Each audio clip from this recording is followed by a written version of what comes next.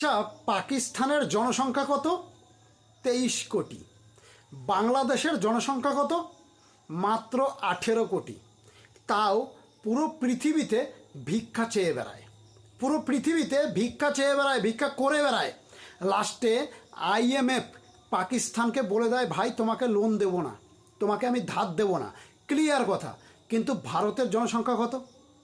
ভারতের জনসংখ্যা টোটাল 145 কোটি। কয়েকদিনের মধ্যে 150 কোটি ক্রস করবে ভারত, 150 কোটি ক্রস করবে। তবুও কিন্তু ভারত কারো কাছ থেকে ঋণ নেয় না, ভারত সবাইকে সাহায্য করে। সাহায্য করে মানে কি, ভারতের কাছে এক্সট্রা টাকা আছে, ভারতের ক্ষমতা আছে।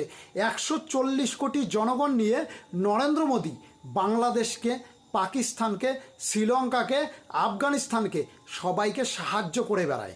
আর মাত্র 23 কোটি জনসংখ্যা নিয়ে বাংলাদেশ মাত্র 18 কোটি জনসংখ্যা নিয়ে ভিক্ষা করে বেড়ায়।